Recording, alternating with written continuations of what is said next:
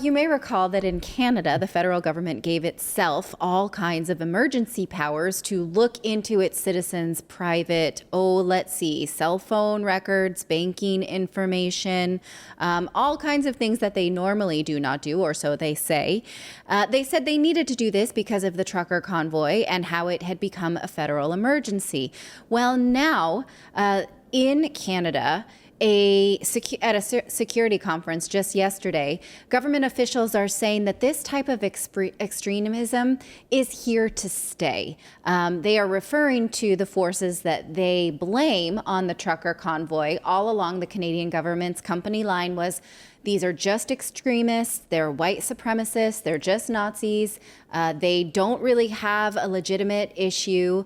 They're not working class people, normal people that you would like invite over for dinner. This is just an extreme group. That's why we will not hear from them. We will not consider what they have to say. When again, it was an anti-vaccine mandate, not an anti-vaccine, and they were fighting for their rights to not be mandated to get vaccinated in order to do their jobs based on the fact that they did it for most of the pandemic before there was a vaccine.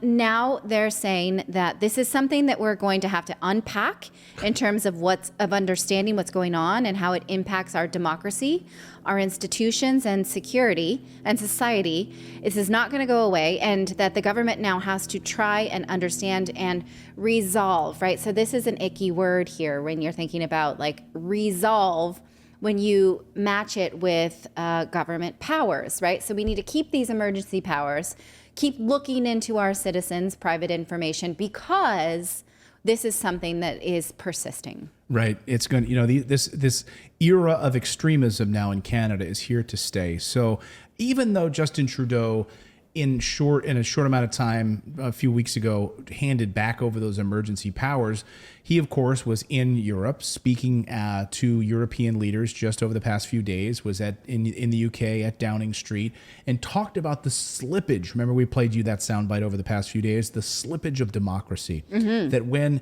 we've got to watch out for this. We've got to watch out. He almost said it. I mean, he said it with a straight face, that when democracies start to slip, right, we're going to start to slip down, and we're going to actually start to make sure that, like, freedoms are taken away, when internet censorship happens and other things start to unfold, that's when democracy starts to slip back and away from its true core foundations, its true importance, its true founding principles. But then that means that you define democracy on only one point of view, right?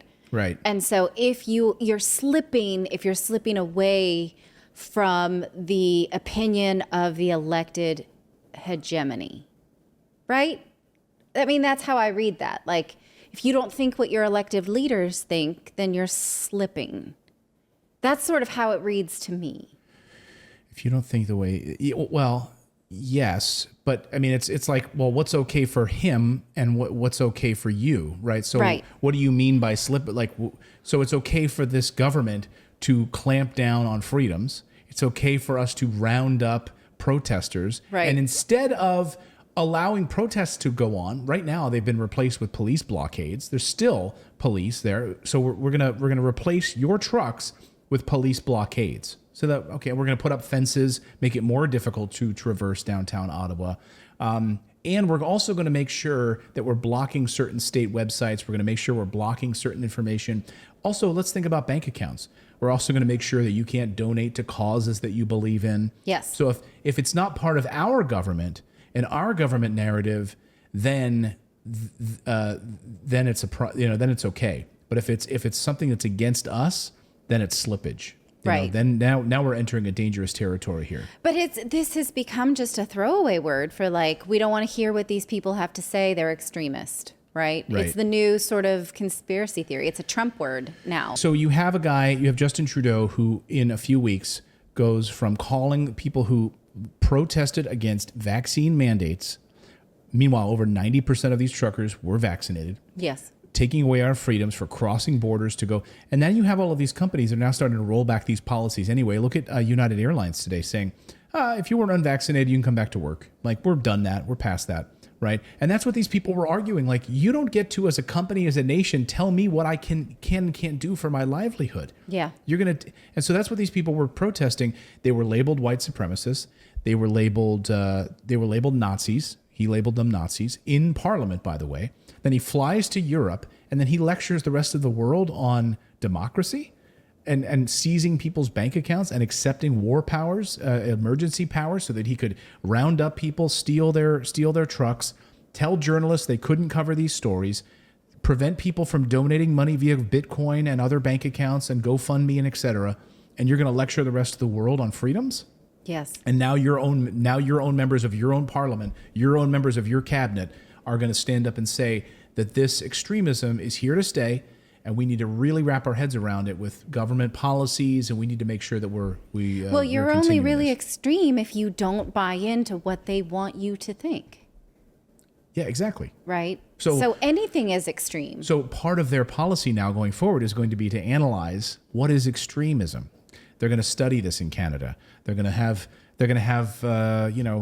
meetings inside the government to decide what is and what isn't extremism.